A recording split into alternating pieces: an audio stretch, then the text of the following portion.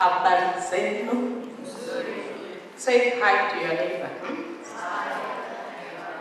Some people want to greet, Huh?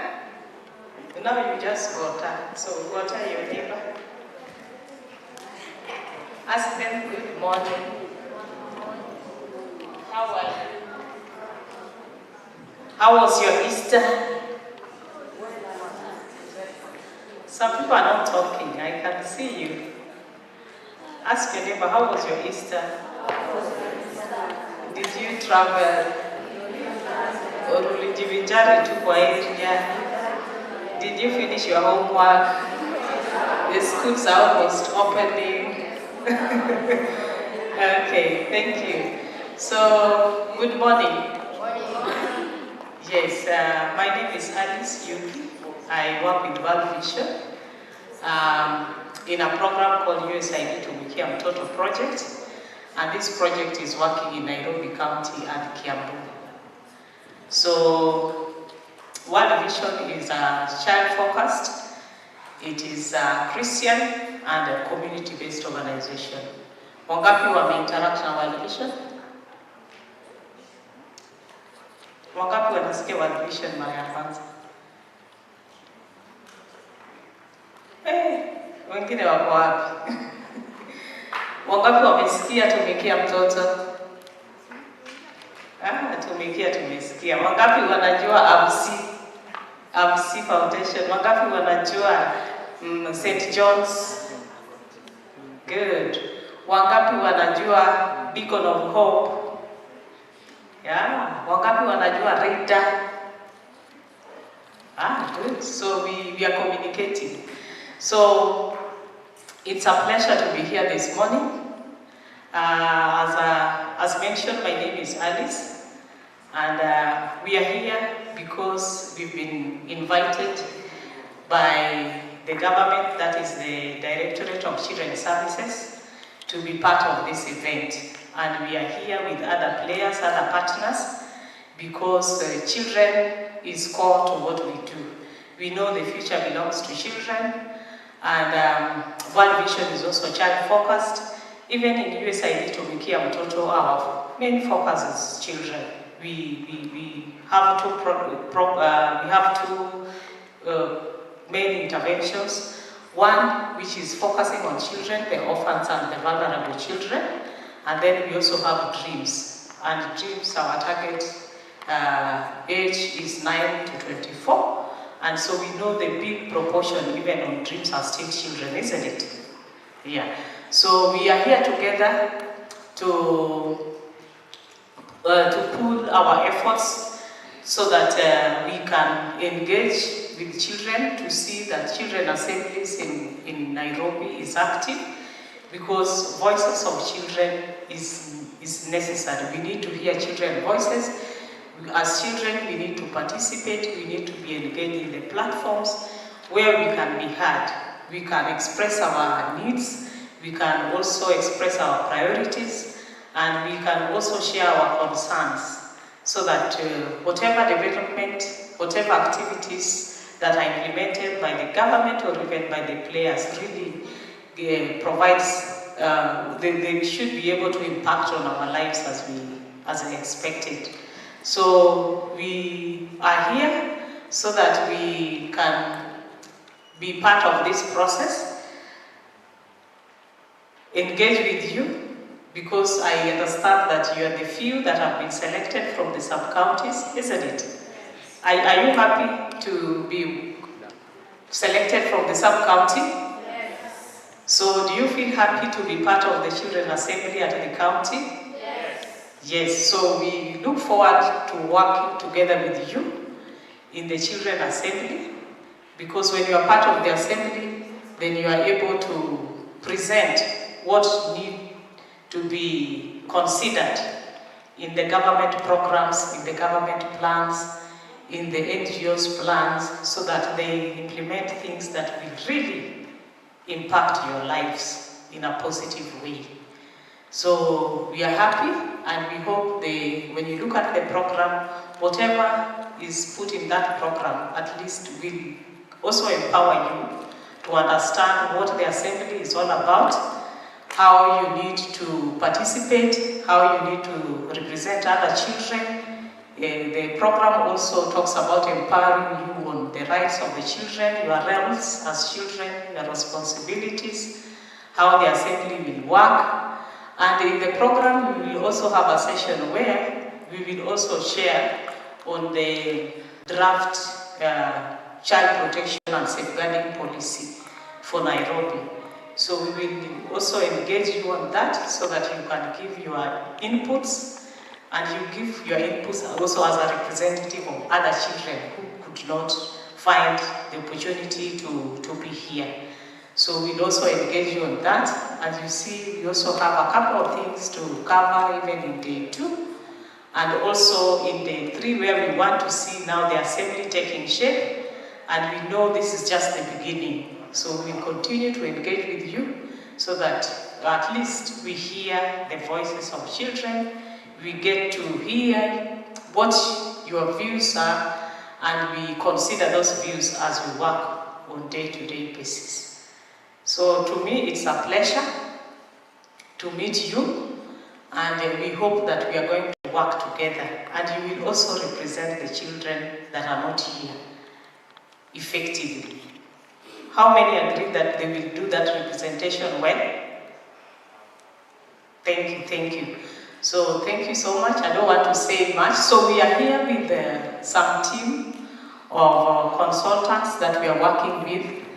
The team of consultants will engage you on the draft policy so that you can also air your views, whether the policy really is addressing some of the concerns you have in Nairobi. So we are here, they are seated right behind. Maybe they can just stand and then wave. You will have a session with them, so they will be engaging with you. Thank you so much. So without saying much, I would say that we are happy that we are here with other organizations. ILO, Red Cross, Save the Children. We are also here with the Mtoto News and others that I may not have mentioned. So we are happy to be together to work for a common purpose. Thank you so much.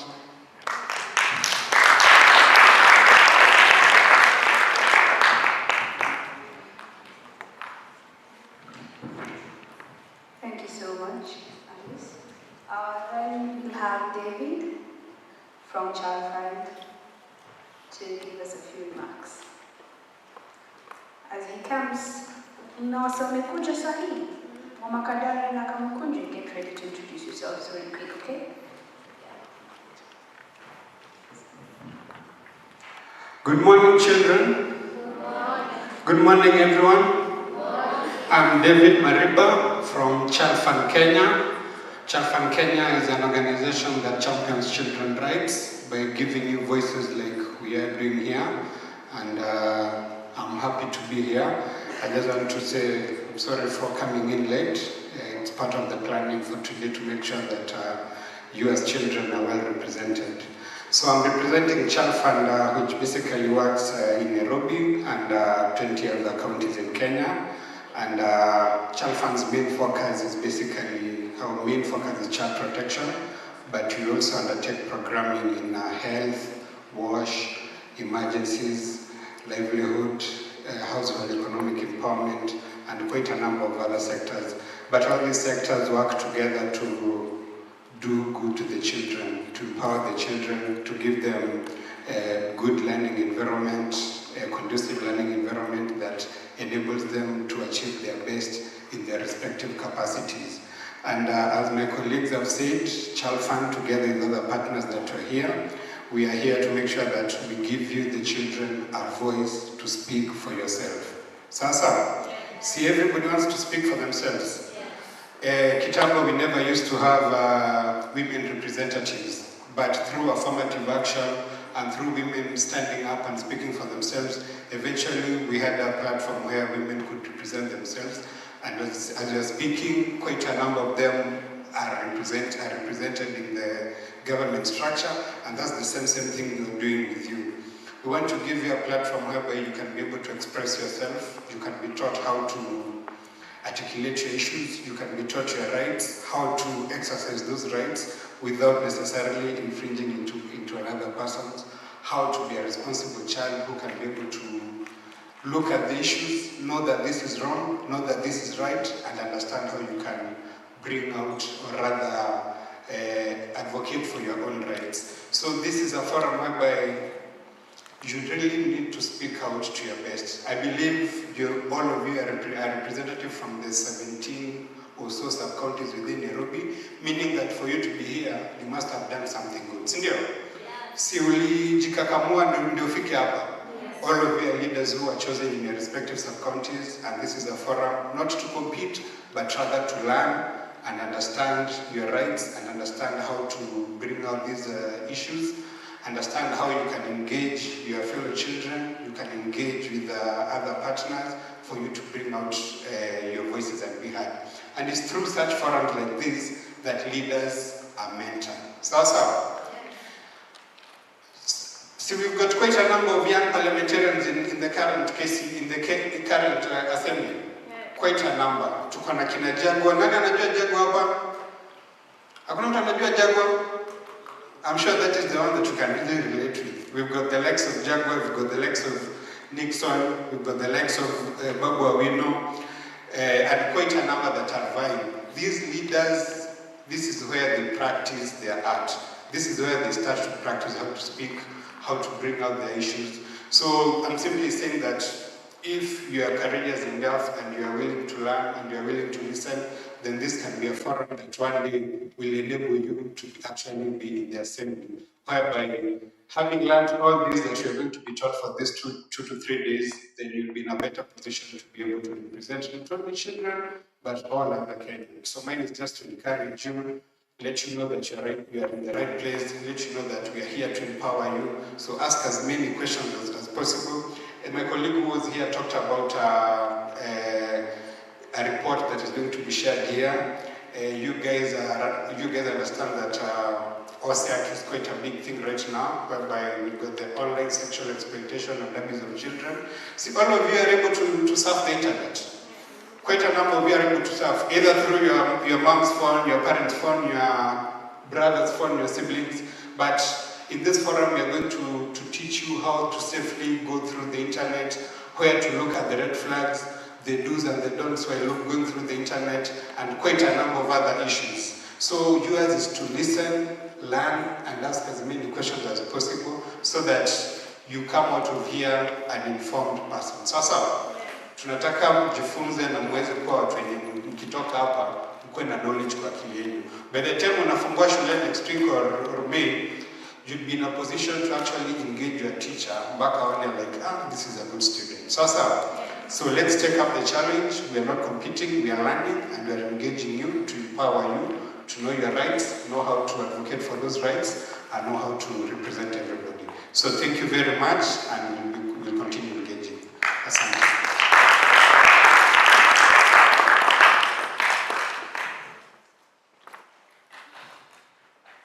Thank you very much. Right. Guys from Kamukunji and Makadara. Where are you guys? Don't be shy. Hey, do stand. We are standing real quick. Introduce yourselves. Okay, your name. Good morning, everyone. Good morning. My name is Feli Aoko, currently studying at Nairobi. Good morning.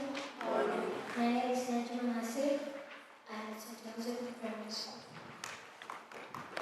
Hi everyone. Hi.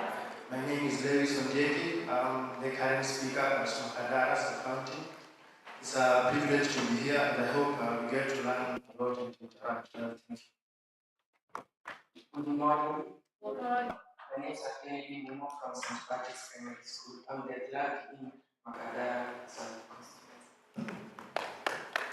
Thank you very much. Good morning. My name is Nancy Mazigo. I'm a deputy president in Cambodia. Good morning, everyone. Good morning. Good morning again. Good morning. My name is Eric Garuba, and I'm the president of Kamkuji Sub-County. Thank you. Good morning, everyone. Good morning. My name is Sophia Patuna, and the student dynamic. Good morning, everyone. Good morning. My name is Jacinta Mugure, and I'm the speaker in Kamkuji. Thank you. Thank you. One clap, one mighty clap for all of them. I'm being told we are having more guests. Rising. Right. My name is David Taylor. Kutoka Nairobi County.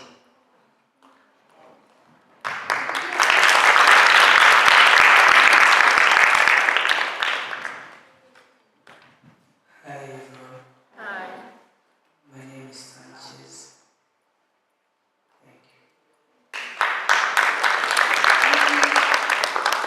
Good morning. My name is Mercy Wangwe. I'm from Lord of Mercy Voices, Dr. White. Thank you. Thank you.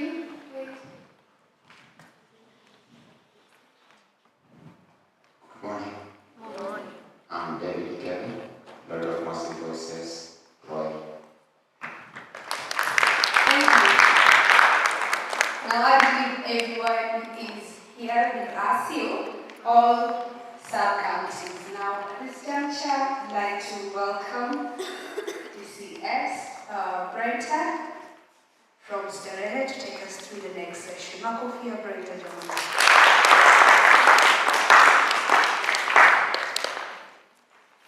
All right, great. So, as Brenta prepares, you will be receiving this mask in Tesawa. You will write your name on it and stick it on your shirt or your sweater. Sawa. Great.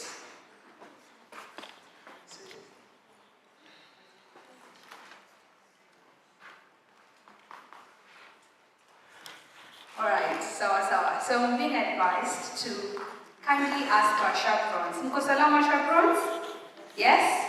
Now, since this is an event ya watoto, you're being kindly asked to vacate the premises, most do, and tufike pale kwa tennis, and then Valentine will advise as well. Sawa. So, only kids in the room, and probably facilities, yes. No. Yeah? Facilitators, yes. All right. Use the markers to write the names of the team. Then pass it over. Karibu Brenta. Makofia Brenta.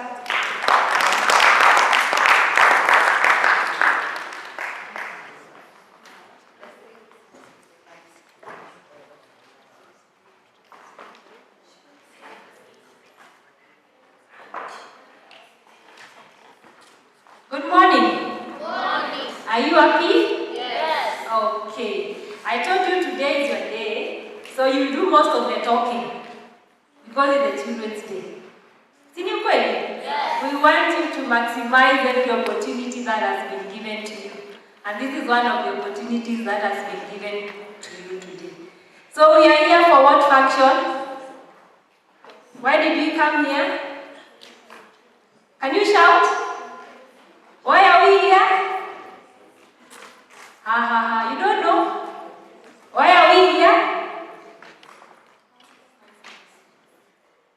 Why are we here? It seems we don't know why we are here. Who knows why we are here?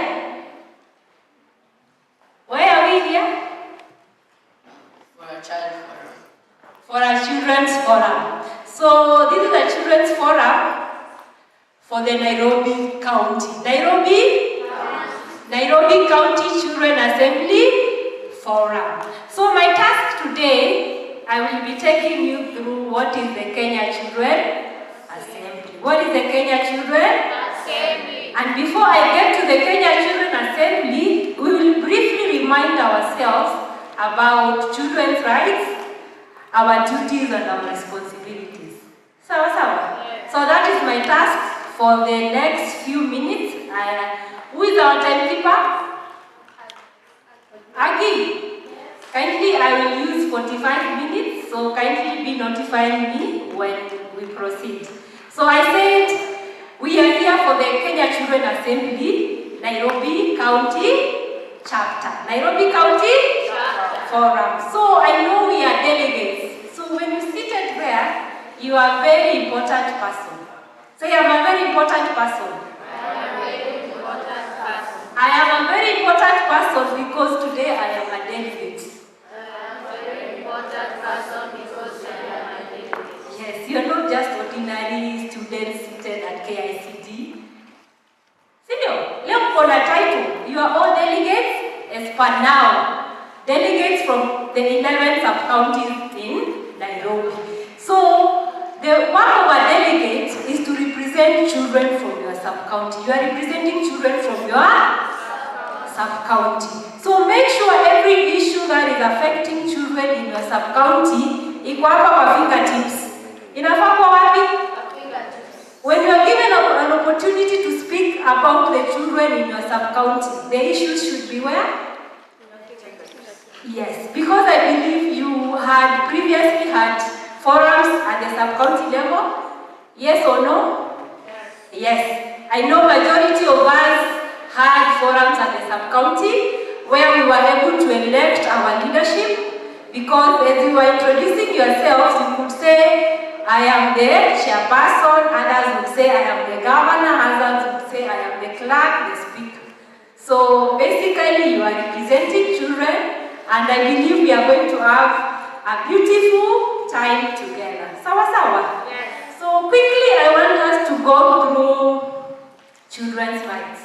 Children's rights. And we will be able to give you some documentations immediately after my presentation. So you just write what is important. Sawa sawa?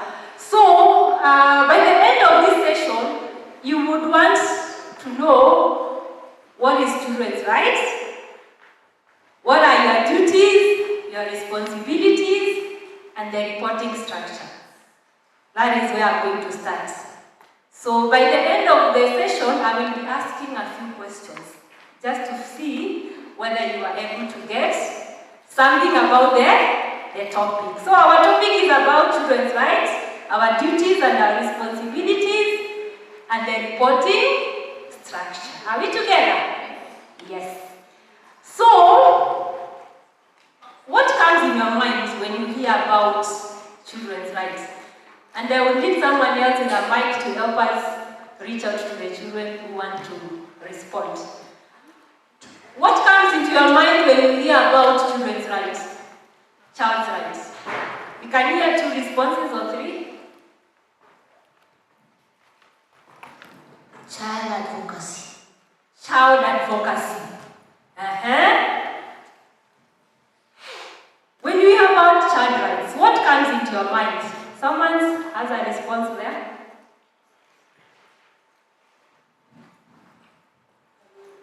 Basically, child participation and when you consider children and what they need or want. Child participation in consideration of what children want or need. What you want or you need. You know the difference between a need and a want? Yes. Okay. Someone else on this road? Someone's hand is up. Empowerment of children. Empowerment of children. When you hear of children's rights, you imagine of empowering a child. You imagine of empowering a child. Something else about your rights. Tell me something about your rights. This side, Amjaongea. This is your day, and you will be doing most of the talking, as we just facilitate. Senior. So let's look about children's rights. And children's rights is an entitlement. Something that you need. Something that you are supposed to have. Something that you are supposed to have. An entitlement. You are entitled to some of these very good things, which you are entitled to as a child. So those are the rights. When you hear about a right, it's something something that you are entitled to. So, having given you an introduction, what are some of the things you are entitled to? 1. Good health. Good health, yes. Education. Education. As a child, I'm entitled to education. And not just education, good education. Someone else? Protection from abuse. Protection from? As a child, you're entitled from protection from abuse. Someone else? For shelter. Shelter. Every child needs a... Kumbe mlikuwa mnazijua? Vivian? Vivian is telling me she's entitled to love. Love. Parental love. Let's hear that side. Clothing. Clothing.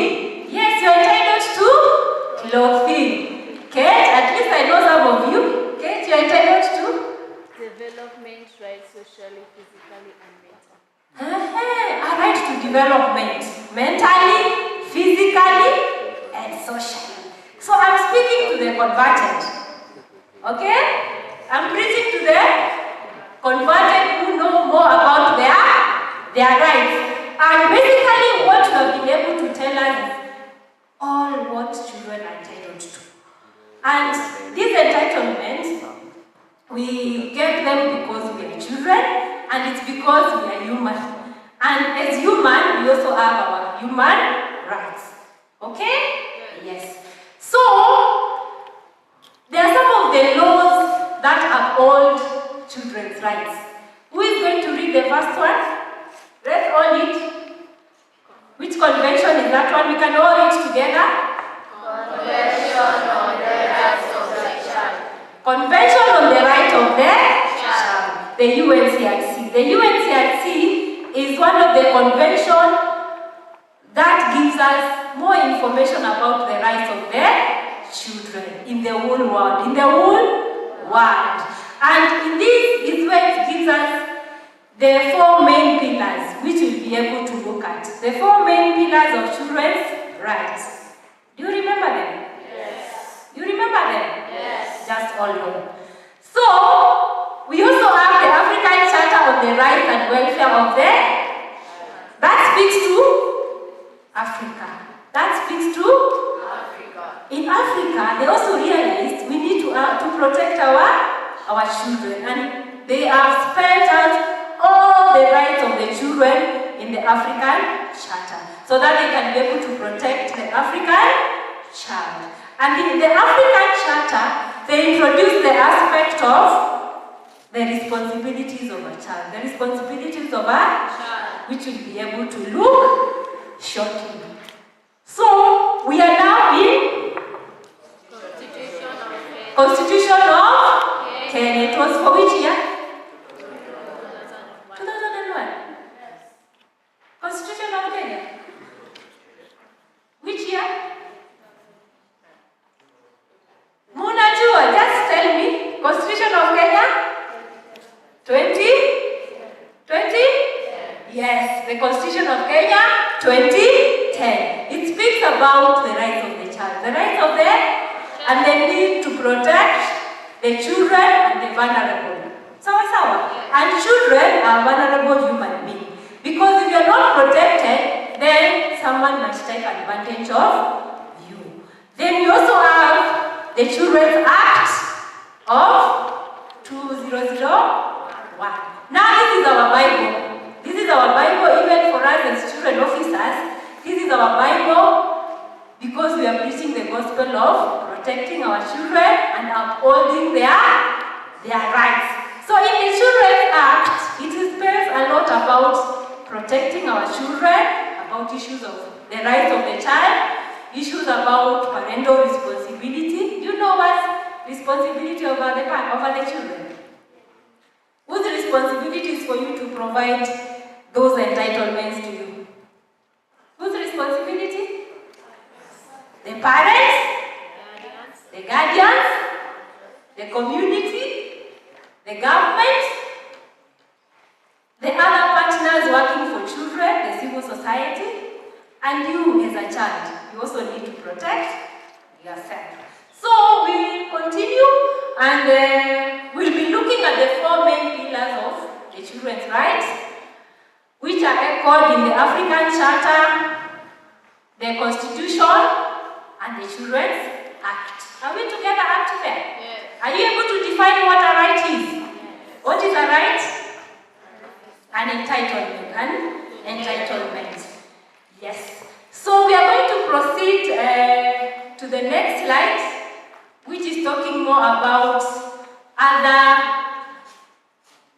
some more information about the UNCRC, which talks about children are entitled to rights just as adults, because we are all human beings. And we also need to remember that we have duties and responsibilities. Because we don't have to stress more on the rights and forget that we still have our responsibilities and duties as children. And you have a right for moral development, and we see in the African Charter they are emphasizing more on the African child, because in Africa we have our own challenges, yes. Our own challenges of harmful cultural practices which we need to be protected from. And we see in the African Charter they are emphasizing on the girl child, the protection of the girl child. And the protection of children during conflict, in conflict areas, because Africa, we are prone to conflicts. So it emphasizes how we need to protect children even during conflict period, and children are entitled to protection.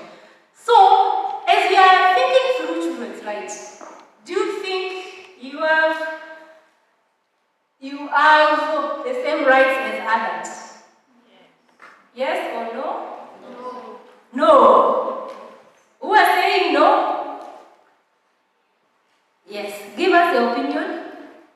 I think it's a no, because it will look foolish when you see adults playing like a child. Pardon? I think it's a no, because it will be foolish and very embarrassing to see an adult playing like a child.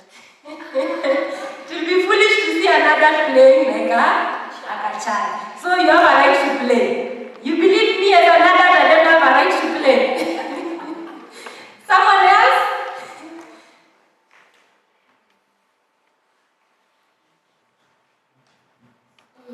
For those who don't know me, my name is Agnes. I'm saying no because there are other rights which they are only for adults.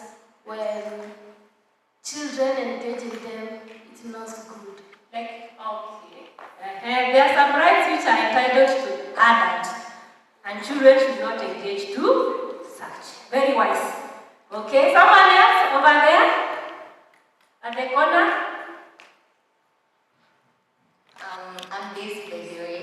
Some of the rights that adults have that can't work out for children, like children are not allowed to go to bars. So as adults, that's not a right for kids. So we can't have the same rights as children and adults at the same time.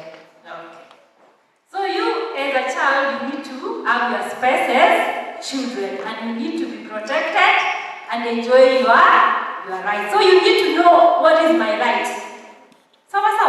And once you know your rights, you will be able to tell when someone is violating your right. But if you are not aware, you will think like, this is kawaida, this is normal. So you need to know what are my rights and what should I be protected from. And when you do that, as ambassadors of other children, you'll be able to tell others about their rights, and now they can be able to watch about people who want to take advantage of them. So, these are the core principles when we talk about children's rights. Some very core principles that apply when we are talking to issues of children's rights. And the first one is non-discrimination. We should not discriminate children depending on where they come from, depending on the languages they are speaking, depending on their race, depending on their religion. So if we are saying there's no non-discrimination, we are say all children are equal. And they should not be discriminated in any way. They should not be discriminated in any way. What about the second one? Participation. You can say that is someone who is shouting, telling their story, telling their views, their opinions. So another right principle is participation. And this, we believe that children are able to communicate the issues that are affecting them, and they should be given an opportunity to tell their issues. We should not assume that you are not able to give your opinion, your views, and you are entitled to your opinions. So when we are saying participation, it's where when you are given an opportunity to speak out, then you should take advantage of that time. And at participation, we participate at different levels. At the family level, in school, at the family, how do we participate in the family level? How do we participate at family level?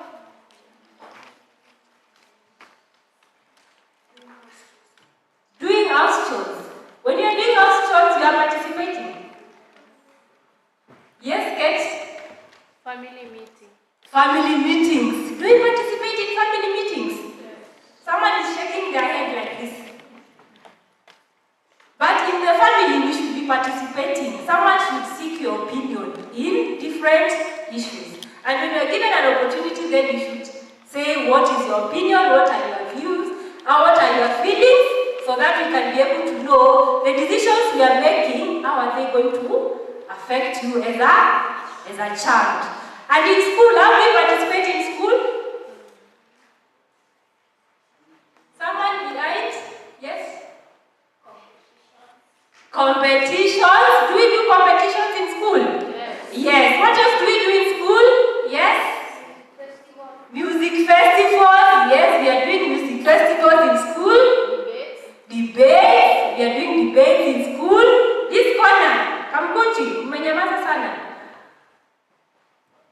Yes? Class. Vendor.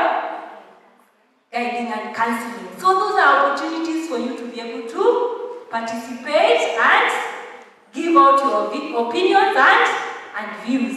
And when we come to the community, how do we participate at the community level? Yes? Advocacy. At the community level, you can give your opinions on how we are going to clean the community, how we are going to plant trees. How we are going to clean this River Nairobi. River Nairobi is like it's cutting across all the sub-counties. Everybody has a Nairobi river in their sub-county. We can participate on how we can clean Nairobi river, how we can clean our compounds, how we can engage with one another at the community level. How you can also participate and raise awareness about issues of abuse within the community, how children are being affected at the community. So there are so many avenues we are able to participate even at the community level. What about when you come to like a forum like this one?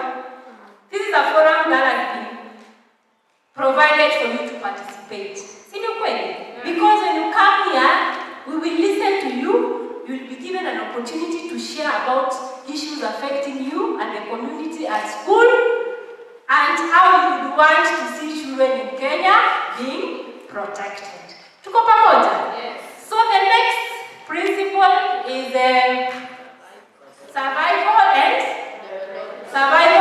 development. Survival and development.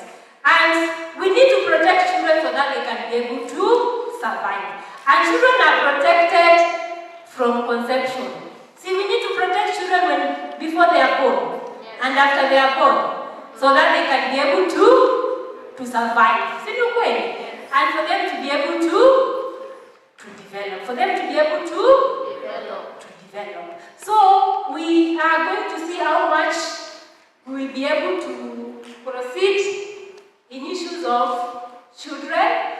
And there are other laws that are also protecting children. There are other laws that are protecting children. Like the Female Genital Mutilation Act, which prohibits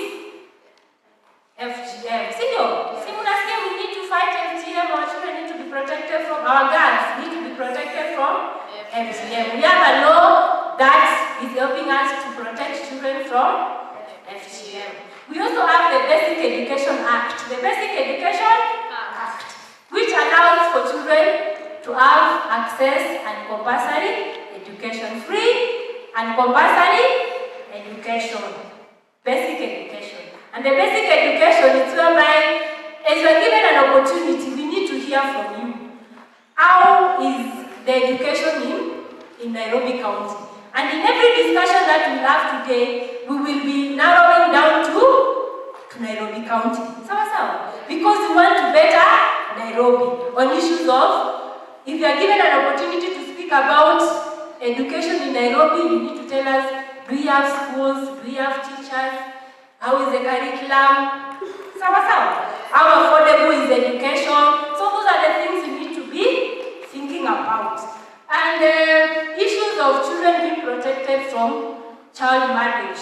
We have an act that protects children from child marriage. So when you're given an opportunity, you need to tell us in Nairobi, are these things happening? It's just, we are okay in Nairobi to sit just and relax, but if you feel there are issues that are affecting Nairobi, then you need to raise them up. We also have laws protecting children from violence. Yes. Violence against women and girls. So when you're given an opportunity, you need to speak out and tell us whether children in Nairobi are safe. Are we free from any violence? Are we free from child marriage? Are we free from domestic violence? Are we witnessing domestic violence in Nairobi County? So those are the things you need to share and tell us what is happening in Nairobi. And issues of child labor. Child labor? Yes. If you are given work that is going to infringe into your rights, then that is child labor. If you have to work and sacrifice your education, that is child labor. If you are given work that is going to abuse, to make some harm into your body, then that is child labor. Kazi yenye inakuumiza kama mtoto, that is child labor. And we are saying children need to be protected from child labor. So in the next slide, we'll be looking at the different rights as we have in the Children's Act. Because the Children's Act is what is guiding us in Kenya. The Children's Act of 2000, but it's under review, so soon we have a new one. So in the Children's Act, we have a right to life, right to name, nationality, education, healthcare, best interest of the child, opportunity to express his or her opinion. Okay, so the right to life is what we have been emphasizing on, and you know what it requires for you to live. Do you know what it requires for you to live? Yes. What do you require for you to live? Food. You require the basic need. You require the basic need. And which are? Food, shelter, clothing, and good health. Do I need education for me to live? No. They are the very basic needs that you need as a child for you to be able to survive. Everybody has a name. Yes. Have you ever asked yourselves why do we have names? Why do you have names? Yes? Tell us your name. Yes. Why do you call you Otieno? Because Mama alikupa hiyo jina. Kwani ulichaiuliza kwa nini ulikuwa hiyo jina Otieno? Yes. Watu wanapewa jina. Kama mtu angekuwa na jina kungekuwa vile mtu anaitana. Kama tuseme atungekuwa na jina. Nikiona Jolie nitasema wewe sitamuita jina yake. Juu hata kuwa na jina. Lakini jina inatusaidia kuita watu. Who identify. Sidio? Yeah. We are able to identify with you. Sidio? Yeah. And the naming is very good because we are able to identify. Someone is saying it's polite than kuitana na ni na wewe. Sidio? Yeah. So it gives us identity. You are able to identify from where you come from. So you need to know your family members, where your their family members come from. So if someone withdraws your identity, if today you are called Vivian, and maybe they found you abandoned, I'm a lost and found, and they took you to a different area, and they give you another name. So, unakuwa nani sasa? You know that you will lose your identity. Because initially we knew you as Vivian. When you get to the other destination, if they decide to call you Nicole, you have lost your identity. And maybe you are not able to trace your roots, where you come from. It's always good for us to trace our roots. And it becomes a challenge like for the abandoned children. When they grow up, someone would want to identify, where do I come from? Who are my people? See, that is something good. Yes. If someone would have now withdrawn your identity, you don't know where you come from, see, we confused. We don't know where we can locate ourselves. But naming is very good for us to identify and to know where we come from. Education, nationality is very key. We are all Kenyans. You can either be from a different country. So if you are from a different country, you identify with that particular nationality. Education. You have a right to education. So as we speak out here for the 3 days, we need to hear, are all the children accessing education in Nairobi County? Do we have children who are not in school? Yes. And if they are not in school, what are the reasons? And what can we do as Nairobi County delegates to ensure that all the children in Nairobi go to school? Because that is their right. Issues of healthcare. There is a lot that you can speak about the healthcare. About accessibility, do we have the hospitals, do we have the medicine and all that. A lot of things that you can share about healthcare. And because we come from different scenarios, it's always good to say what is happening for the children from where you're coming from. We always have to consider the best interest of the child. So any decision that is being made to protect that child, it should be in the best interest of that particular child. But as an adult, sometimes we do things not in the best interest of the child, but in the best interest of us as adults. So in anything, you should always ask, is it in the best interest of me? Now we need to be thinking critically. Because we are leaders. We are not just ordinary students, we are leaders. So you should criticize and find out, is this in the best interest of the children in Madari? Is it in the best interest for children in Kamukunji? And give your opinion in the best interest of that child you are representing. Yes. And opportunity to express your opinion. And this is child participation. Child participation is an opportunity to express your opinion. And Kenya Children Assembly is one of the opportunities for you to express yourself. So in the same Children's Act, we have other rights about protection from abuse, exploitation, and neglect. You need to be protected from abuse, neglect, exploitation, and violence. So if you need to be protected from all that, you need to speak out and say, are children in Nairobi County being protected from abuse, violence, exploitation, and neglect? So is violence happening in Nairobi? Yes or no?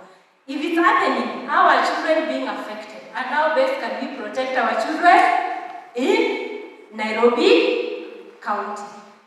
Then issues of children with special needs. So we still have children with special needs. Yes. They need to be protected and they have equal rights like any other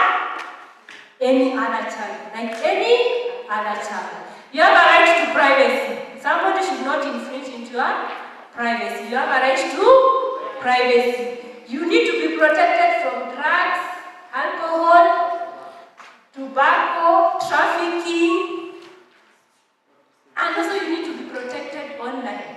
Today is exciting because we'll be having a topic on how we need to be protected online. And issues of child trafficking. Children are getting lost, children are missing, where do they go to?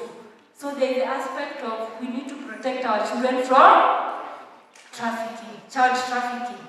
And issues of, you have a right to leisure and recreation, and this is where you have a right to play. Sawa sawa? You have a right to play and recreate. And when we come to issues of conflict, children need to be protected during conflict. And there are those children who are in conflict with the law. You know a child is in conflict with the law. Mwenye amevunja sheria. Unajua pia kuna sheria ya Kenya. And if as a child you go against the law of the land, unajua pia unachukuliwa hatua. So as delegates, we need to warn our children to always do the right. Na unajua sheria ya Kenya inakwambia if there are some things you are not supposed to do. Sawa sawa. If you are found on the road, you are using drugs, wewe ndio unauza tumbako, wewe ndio unauza bangi, si utashikwa na utashtakiwa. So that is a child in conflict with the law. Will we allow children to go beating other children just because they are children? Will we allow that? Will you allow children to go break into people's houses and steal because they are children? Will we allow children to go and break items in school because they are children? They need to know what is right and what is wrong. Now, ukipatikana on the wrong side of the law, then unavunja sheria na kuna ile juvenile justice system yenye utapitia. Utapelekwa mahakamani, utashtakiwa, usomewe mashtaka, ukubali ama ukatae. So you need to be very careful. We need to be very and also because we are ambassadors for other children, we need to tell them about the dangers of engaging in crime. Dangers of engaging in crime. So as we speak for the 3 days, we would want to hear issues of crime in Nairobi. Sawa sawa? Issues of crime in Nairobi, are children in Nairobi engaging into crime, and how is it affecting us as Nairobians? Si mtaongea? Sawa sawa. So,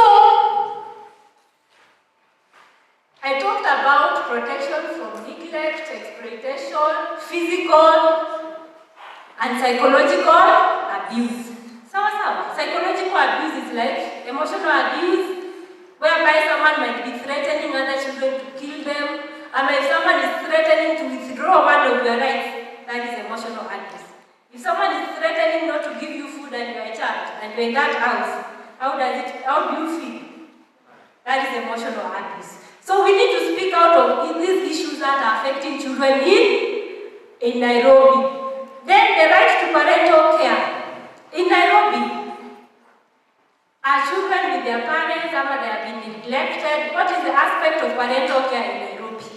So you need to speak out when you are given an opportunity to tell us about how children are enjoying the right to parental care in Nairobi. I think we have been able to mention most of this. Protection from sexual exploitation and abuse. So in the next slide, we'll be talking about the 4 main pillars. The 4 main pillars of child rights. And the first one is survival. Because you have been able to list so many rights, they are grouped into 4 main pillars for that you can be able to remember them very easily. So the survival right is that ensures that you are protected for you to be able to survive. Na hapo ndio tulisema kuna issues like the basic needs. Issues about health, issues about food, issues about shelter, access to quality water, issues of standards of living from where you are coming from. So that is where we are protecting children so that they can be able to survive. That is pillar number 1. Survival. Are you able to explain survival rights? Yes. The other pillar is development. Right. Development rights, which talks about, for you as a child, you need to develop. You need to go to get education. For you to develop. You need to develop socially. You need to develop mentally, physically. And what do you do for you to develop physically? Exercise. You need to play. and things like that. Spiritually, you need to religion. See, you need to belong to a religion so that you can be able to develop spiritually. And the next pillar is about protection. And protection is very wide. Protection is very wide because we are saying children need to be protected from so many things which we have been able to list. See no point? So many things that we are able to list. You need to be protected from abuse, violence, neglect, mention exploitation, sexual exploitation. So that is the protection pillar.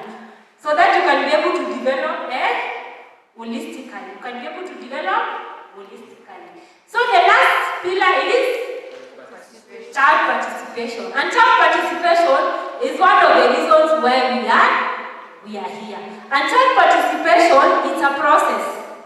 It's a process, and it gives you an opportunity as a child to speak out, to give out your opinion, your views, and your views need to be taken into consideration while we are making decisions, so that they can influence you. So what is child participation? It's a process where you are being given an opportunity for you to express yourself, to share your views, to give out your opinions, and to influence decision making. And Kenya Children Assembly, which I'm going to describe in the next few slides, is one of the opportunities that the Kenyan child has been given to come and express their views, their opinions, as people listen to you and take your opinions and views and make the rightful decisions. Sawa? So we can proceed to the next slide, which talks about our duties and what are some of our duties and responsibilities? Yes? Obeying and respecting our elders. Yes, Otieno? Tuko na duties za kufanya kazi nyumbani. Duties za kufanya nyumbani, si ndio? Yes. So, as a child, you also have your duties and responsibilities. And you have a responsibility to work in cohesion with your family. You need to work in cohesion with your family, harmony with your family. Respect your parents, your superiors, your elders at all times.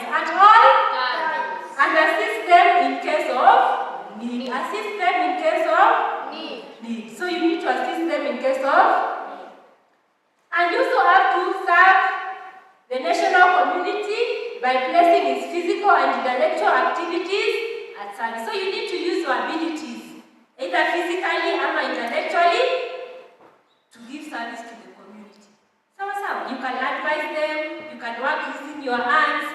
That is your duty and responsibility. So you have to preserve and strengthen social and national solidarity, and preserve and strengthen the positive cultural values in the community and in relation with other member communities. So you see, you have a lot of responsibilities for you to be able to do.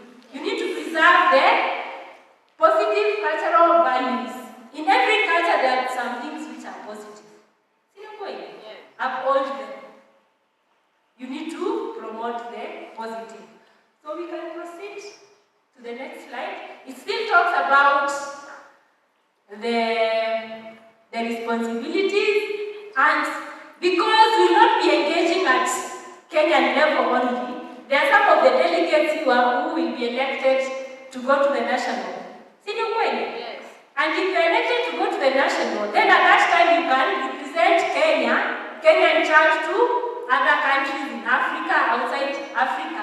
So at that particular time, you need to preserve the cultural values of the African child. You need to carry the representation of the African child and make sure you are contributing well to being a good person. Sawa. sawa? Yes. So we can proceed to the next. And the last slide is talking about how to report. We have been able to see a lot of issues are affecting children. So, do you know where you can report these issues of children? Yes or no? Yes. So where do we report all this, what is happening to us? It could be either positive, it could be either negative. So where are we reporting? To parents. Do we report to our parents? Yes. Yes. To teachers. Are we reporting to our teachers? Yes. How many people know where the children office is? Some people don't know where the children office is.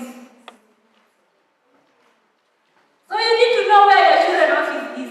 So that even if you are telling and talking to other children, you are able to explain to them, you know there's a children officer who has been employed to take care of your needs, your rights, and to ensure that you are protected. So the children officer has their offices at their DC's office. Do you know the DC? Deputy County Commissioner. Do you know the Deputy County Commissioner? Yes. The Deputy County Commissioner's place, you'll be able to get a children officer. You'll be able to get a children, and you can report there. You can report, and you have been able to see our able children officers who have come to be with us for the 3 days. So what's our? Okay. Where else can we report? To our trusted people. So ensure you have at least one trusted person you can be able to speak to. The last one? Yes? The police. The police. Are the police approachable? Are you able to approach a police station and say, I want to make a report as a child? Yes or no? Yes. We are empowering you to know that you can enter into any police station and make a report as a child. Make a report as a child. So those are police officers who are employed by the government and they need to listen to you as a child. And there are some of them who are very friendly. So you need to tell the other children that they can report, they can stop any police officer even at the community level and report. See what I mean? Yes. Yes. Who else can we report to? Yes? Call 116. Call 116. How many people have ever called 116? By a show of hands.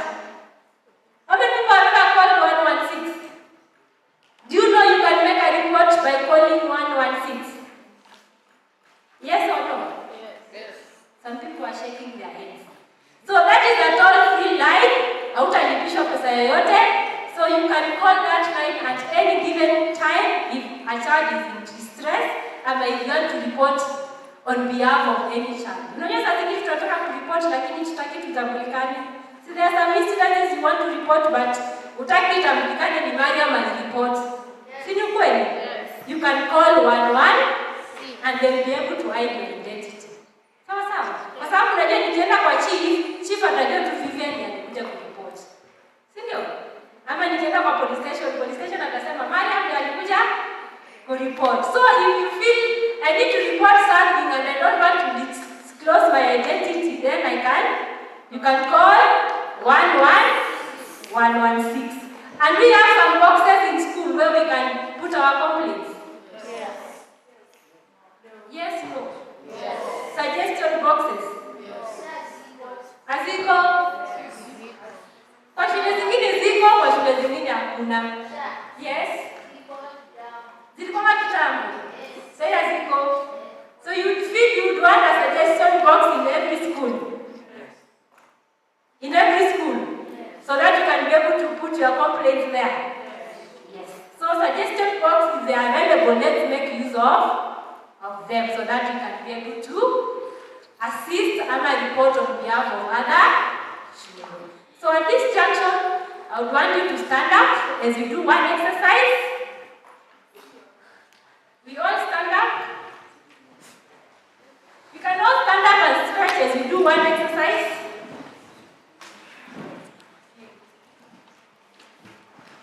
So it's going to help us. We never chose people to help us do some energizers. Who is good at giving us energizers? Because this is your day. Come in front. Otieno, come. Who else?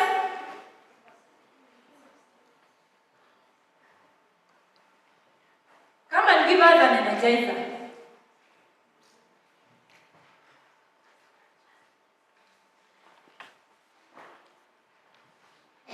Nafikiri kila mtu ataniona. Sitatumia mic. Energizer yangu utafanya hivi. Utakaa hivi. Lakini ulali kama unaendesha baiskeli. Usiamke. Kuna watu wamevaa skirts. Kwa vijana wenye wamevaa shorts na longi fanyeni. Simfanye.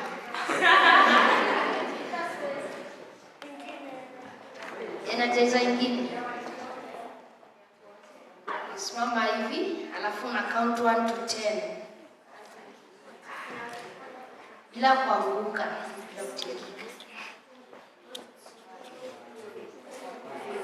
1, 2, 3, 4, 5, 6, 7, 8, 9, 10. Hiyo mwingine. 1, 2, 3, 4, 5, 6, 7, 8, 9, 10. Sahi utafanya hivi. Utakaa kama frog. Iname hivi. Utakaa kama frog. Alafu hesabu.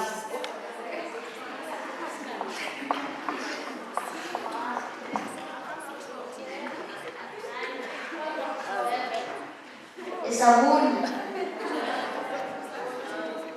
3, 4, 5, 6, 7, 8, 9, 10.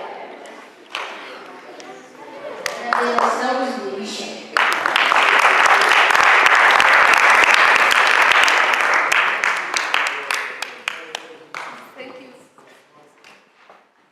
Thank you, Mr. Otilo. Right. Thank you. That was quite energetic. All right. So one announcement. So, hi guys. Hi. Alicia. So, what shoes is it called? Now, shoes. There's one right ahead. Kutoka tu hivi. Kitembea straight on your left. Okay. Then the other ones his side. Kitembea straight to hivi on your right. Sawa sawa. Yes. Support it, but in case you need assistance, let us know. So, Karen. Wow, thank you so much. So we are going to take like 15 minutes to go through the main reason why we are here. And you want to understand what is the Kenya children? What is the Kenya children? And after my presentation, I'll be able to provide the documentation with more information about the Kenya children. So you will allow me to just summarize the contents so that you can be able to read more in the document. So the Kenya Children Assembly, as I had indicated you, we are advancing which pillar? Which pillar are we advancing when we are talking about Kenya Children Assembly? Participation. Child participation. Child participation. For us to be able to enhance child participation in the country, the Children's Department saw it wise to have the Kenya Children Assembly, a forum where children can come together and share their issues. So the Kenya Children Assembly is an institution where children gather together the way you have been able to gather here today. So you have to gather together to participate in decision making. You are not just gathering in vain. We are gathering so that we can participate in issues affecting us, to influence decisions about us. We want to influence decisions made on behalf of us. And influence policies. When we have a policy which is being formulated, then child participation is a very key component. And there's one of the policies you will be given an opportunity to speak to it, maybe before you leave here. So those are an opportunity for you to engage in the planning and implementation of child-related activities and issues affecting children. So that is the Kenya Children Assembly. So it's an institution that, if well utilized, then we have so many opportunities for us to engage. We are either engaging in policy formulation, we are engaging in planning and implementation of anything you can think that is affecting a child. Then your voice needs to be, hata kama ni ile chakula tunafaa kukula leo, your voice needs to, kwa sababu si that is affecting you. Hata kama ni ile shule unataka kuenda, your voice needs to be, hata kama ni venye unataka kuona education system in Kenya ikifanyika, your voice needs to be. So if you are given an opportunity like this, then you need to make the best use of it. So we are promoting child participation in Kenya through Kenya Children Assembly. Sasa unaweza kusema kwa nini uko hapa? Kwa sababu wewe ni delegate wa kutoka sub-county yako, unawakilisha watoto wenzako wa the Kenya Children Assembly at the county level. Sawa? Yes. So, it's a process. And what is child participation? We had already talked about what is child participation, whereby we are providing you an opportunity to make decisions. We are providing you an opportunity to make decisions and to speak out and to give out your opinions, depending on your evolving capacity. Kuna wenye tunaweza engage mtoto wa 5 to 6 years, si ndio? Na tusikie maoni yake. Si ndio kweli? Na mtoto pia mdogo 0 to 3 years. There is still the way you can engage that child na uweze kuona kama ni mtoto ako sawa ama anateseka ama anaumia. Si ndio kweli? But depending on your evolving capacity, then you are able to give your views. And the Kenya Children Assembly will be able to see the age gap. Sawa. The person who can participate in the Kenya Children Assembly will be able to see that. And we are recognizing that you are not passive and that you have so much information within you that we need to tap. And that's why we are giving you this opportunity to give us your experiences, your opinions, and your views. So in the Kenya Children Assembly, we have our mission, core values, guiding principles, and our motto. So, our mission, who is going to read for us our mission? Maria, can you read for us? To provide a protective and enabling environment where children participate in matters affecting them through the capacity building, collaboration, and advocacy. Can you see the mission of the Kenya Children Assembly?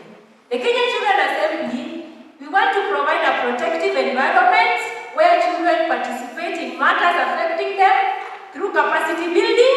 When you come here, someone will be teaching you about leadership skills, how do you speak in front of people. You know, not everybody can speak in front of others. So somebody will be able to coach you on how you can be a good leader, how you can represent people well. Then issues of advocacy, whereby you can stand up and speak on behalf of the other children given an opportunity. So what are telling the truth? You need to tell the truth. You need to be respectful, respecting other people's opinion. You need to respect other people's opinion. And you respect one another. You need to respect one another. You need to be responsible. I'm assuming we are all responsible children, boys and girls. Are we? Yes. Accountability. You need to be accountable. Accountability is very key, and you need to be committed. So if you are here as a KCA delegate, these are the core values that you need to uphold from now going forward. And the aspect of commitment is very key. In anything that you are doing, we need to see you doing it with a lot of commitment. And the guiding principles,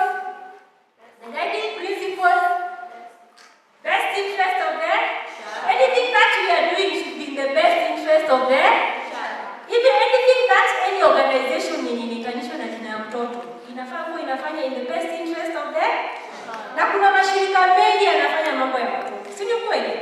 Mashirika mengi, koti, health, education, judiciary, children's department, civil societies, any institution that you can imagine should be doing everything in the best interest of the child. Then we should also be guided by the child rights approach. That's why we began by introducing what are the children's rights. So the child rights approach, the aspect of non-discrimination and respect the views of the child. So any view you'll be able to give it out here. We are all going to respect your views. We are all going to respect your, and there is no view that is superior than the other. So feel free and share your opinions, your views, and we'll be able to listen to you. Sawa sawa? So who is going to read for us the motto? I need someone from read for us the motto, Vincent or Sauti. Our motto is maisha yetu, wajibu wetu. Our life, our responsibility. And because this is our motto for all of us, we are going to say it together. So when I say KCA, I say KCA, Kenya Children Assembly, our life, our responsibility. KCA, so that is our motto. Our life, our responsibility. And that is a very huge motto. Maisha yetu wajibu. Everything about you as a child, it's your own responsibility. It's your own responsibility. Are you able to do the task, to do that task? Yes. To ensure that your life is your responsibility. Yes. So, maisha yetu iko kwa mikono ya nani? Iko kwa mikono ya nani? Ya serikali? Ya mzazi? You have something to say about anything that is affecting you as a child. So we are going to look at the main objective, but basically the main objective is advancing child participation. Advancing child participation. That is like the main objective. To be able to improve your capacities, your skills, and to also ensure that we stimulate your creativity and critical thinking. I know you will start to see things different going forward. You will start seeing things different. You want to see how is this thing going to affect me as a child. And you think critically and give your views. So we are developing your skills so that you can become critical thinkers, people who can be valued in the community and give opinions that can help us in making decisions. Now that is basically why we have Kenya Children Assembly. So are you able to stand up and tell us why do we have Kenya Children Assembly? Why does it exist? Can you able to stand up and convince us why we need Kenya Children Assembly? Yes, Vincent? We need Kenya Children Assembly because it may help some children to know their rights, or it can help some children to know the children's disabilities, or how they can be protected against conflicts. We clap for him. Someone else to stand up and tell us why KCA? Why KCA should be the theme? To see whether you have understood. There's an hand there. Thank you very much. I would like to say that KCA is very important because among us, there are others who have leadership abilities, but they don't know. When come here, you nurture our talents. Thank you. We are nurturing talents. We are nurturing leaders. Thank you so much. Why KCA? You can hear from Otieno. KCA inatusaidia kama tuseme mtu alikuwa na talent ya kitu, maybe tuseme leadership, na atapata kujua kuhusu KCA. Hata akikuwa mkubwa atajua kuhusu leadership, even though akona ability ya kukuwa leader, but through KCA, yani akikuwa KCA atafundishwa vile atakuwa leader, ndo hata akikuwa mkubwa leadership itakuwa ngumu kwake. Leadership itakuwa ngumu. Thank you so much. So you can see if we really put all our efforts and commitment in KCA, how it can be beneficial to us and to other children. Because when we are given an opportunity, then we'll be able to speak out on behalf of very many children, and your views will inform decision making. So we should not belittle ourselves at all. We should not belittle ourselves at all. Na nimesema all views are, hakuna superior view, hakuna view yenye mtu atafeel ni no. And we say one of the principles is non-discrimination, child participation, best interest of the child. So we are going to look at the very specific objectives. Why KCA? Why we need KCA? Ama, what are the objectives of KCA? And there are 9 of them. So KCA is there to empower children with knowledge on their rights and their responsibilities. Are we achieving that? Yes. To some extent. We have been able to talk about children's rights and their responsibilities. Sawa sawa. Na mkienda pia mashinani mkirudi, you still continue advocating for children's rights and their responsibilities. So that is one of the objectives of why we have Kenya Children Assembly. To involve children in informing policy formulation, planning, lobbying for implementation, and giving feedback on issues affecting them. So in KCA, you will be able to be given opportunities during planning, implementation on issues that affect you, so that we can be able to get your feedback. So we'll be able to, going forward, to see how much I've been able to achieve, maybe in the next 6 months, in the next year. When we meet again, we'll be able to speak and say, I've been able to do 1, 2, 3 because of KCA.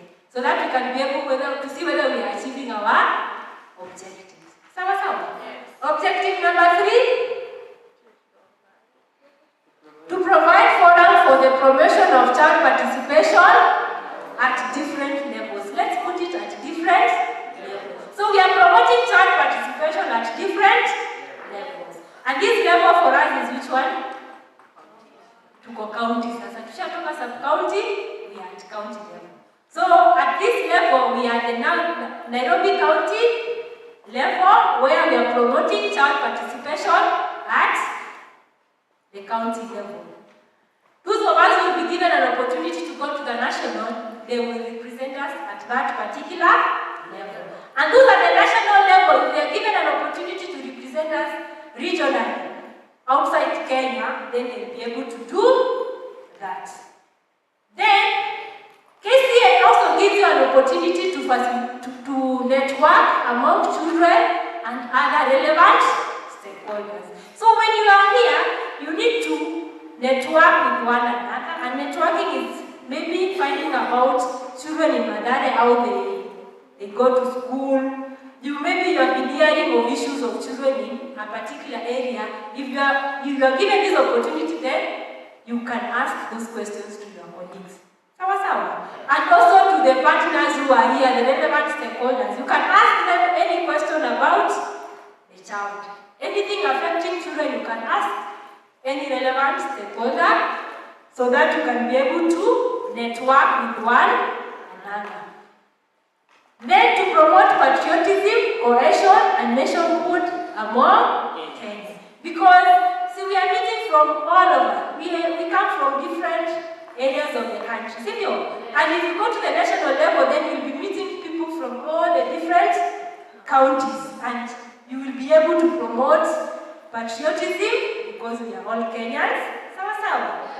and nationhood among Kenyans. Sawa? Yes. So, we are impacting you with life skills. Life skills ni nini? Mark. There are some skills.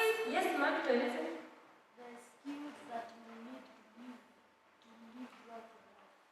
There are some skills that you need for you to live, to survive. Sindio? Some life skills like, give me some examples.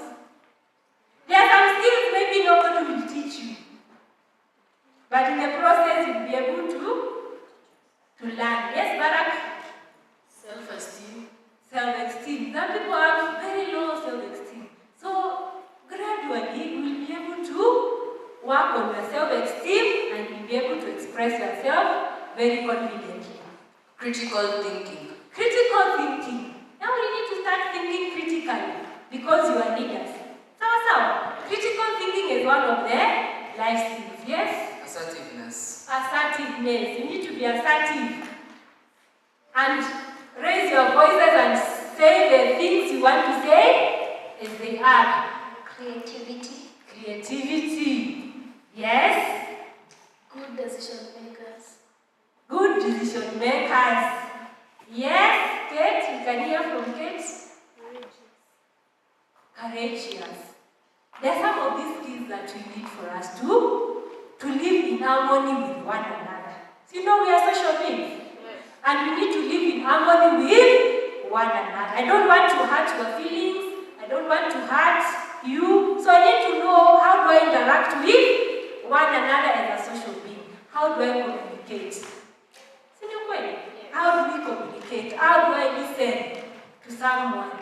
Because I need to listen so that I can hear what they are saying. How do I behave? How do I carry myself in school, at home, when I'm with people? You know, there are some of those behaviors that will tell us whether you have good manners or you have good.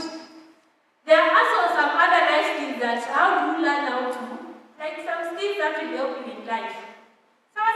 Yes. So that is life skill.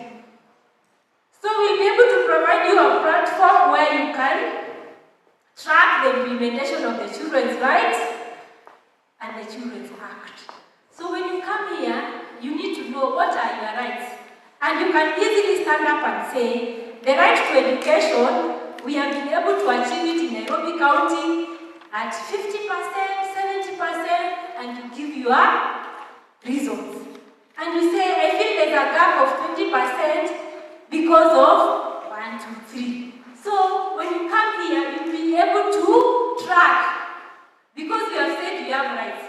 See the point? Yes. And there are some people who are responsible to ensure some of their rights are achieved. See the? So when you come here, you need to tell us to what extent do you feel you have been able to achieve the right to parental care.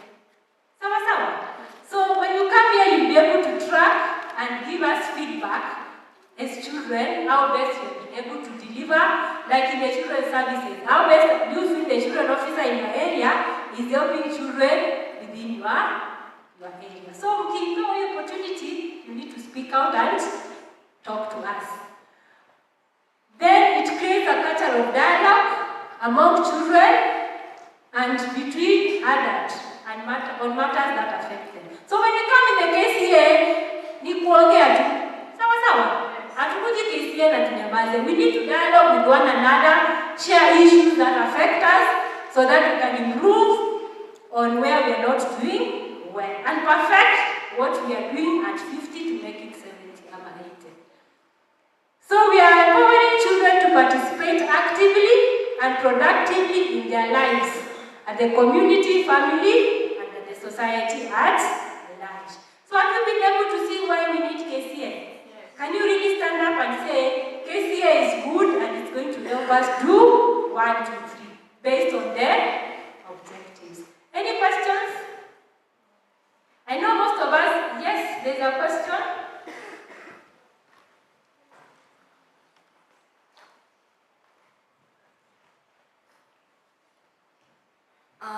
It's not exactly a question. Yes. I wanted to say why I feel like KCA is important. As the next generation, we need to point out problems in the community, in the county, and the country, and be able to eliminate them at an early age. And KCA promotes that. Thank you so much. You need to point out issues. So we can proceed and just look at the rules of engagement in the KCA. Rules of engagement, it's telling us about how do we engage the Kenya Children Assembly, and also look at the leadership structure, and then we can call it. So the leadership structure of the KCA. The documents have been reviewed, so I would want to hear your opinions and your views about the leadership structure and the names provided. So the leadership structure is providing for the office of the chairperson, deputy chairperson, and the chairperson. You could hear some people were introducing themselves as governors and presidents. So the document is under review, and we want to hear your views about the current proposed name is the chairperson. Initially, it could be either governor at the county level and president at the national level. So you can hold on and maybe you could tell me your views maybe at the end of my presentation. Sawa. So the chairperson has a deputy. Then we have the office of the Secretary General. Office of the Secretary General. Formerly we were calling them Speaker. We were calling them Speaker. So although you'll be able to tell me, do we prefer a Speaker or do we call them Secretary General? And they have their assistant, a deputy. Then we have the office of the Organizing Secretary. Office of Organizing Secretary. And the deputy. So the Organizing Secretary, you could hear some people introducing themselves as clerk. Kuna mtu alijiintroduce kama clerk. So initially we were referring them to by the name clerk. So you'll be able to give me your opinions. Do we retain clerk or do we call them organizing secretaries? And they have the deputy. Then we have the office of the sergeant at arms. The office of the sergeant at arms. And the sergeant at arms has two deputies. So the office of the sergeant at arms, and there are two deputies. So how many offices do you have? One. Chairperson, na mdogo wake, that is one office. Secretary General, and their office, and their deputy, that is the second office. The third one is which one? Secretary. And their deputy, and then sergeant at arms, and there are two deputies. And we also have 4 committee secretaries under the 4 pillars. 4 committee secretaries under the 4 pillars. Which are these 4 pillars? Which are the 4 pillars? Development, protection, and participation. The 4 main pillars. You have committee secretaries under the 4 pillars. So when we'll be going forward, I know you want to know which positions are we vying for. Sawa. And the positions zenye tutapigia kura are the chairperson, secretary general, organizing secretary, and sergeant at arms. 4 positions. Umeshika? Yes. By Wednesday, by tomorrow, we will have our Nairobi County chairperson na mdogo wake. We will have Nairobi County Secretary General na mdogo wake. We will have the Nairobi County Organizing Secretary na mdogo wake, Sergeant at Arms na mdogo wake.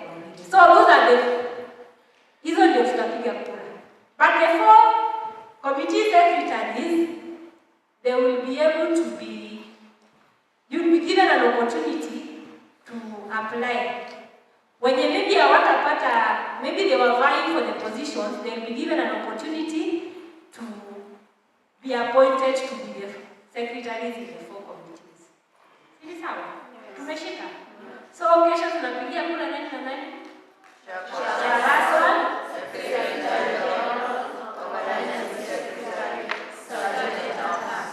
si tulijaribu kufanya hivyo hata wa sub-county levels. Most of us had the elections. So the same will apply in the Nairobi County. Sawa sawa? Okay. So we can look at the levels of administration for the Kenya Children Assembly. And we have 5 levels, but the most active ones are number 1, 2, and 3. So we have a National Children Assembly, County Children Assembly, Sub-County Children Assembly, Ward, and the location. So most of us are coming in from the sub-county. Yes. So the sub-county is made up of different wards. Yes. And if you had an election at the sub-county, we were saying it should be representation from the different wards of that particular sub-county. Because children were drawn from the different wards or different locations so that they come to the sub-county. So at the sub-county, you participated and you elected your leaders, right or wrong? Right. We were able to elect our leaders, and we are among the top cream in the leadership when you're on the car. So when you come to the county, now we are all delegates. We are all delegates. County. So we are all delegates, and by tomorrow we will elect our leaders. So from the sub-county we form the county. So when you attend from county, they will form a national. So that is the administration of the administrative structure of the Kenya Children Assembly. Because it's not only happening in Nairobi, it's happening in the whole country. So in the next slide, we'll be talking about the different roles of the leaders. Situlisema kuna different leaders. So the role of the chairperson. Who is going to read for us the role of the chairperson?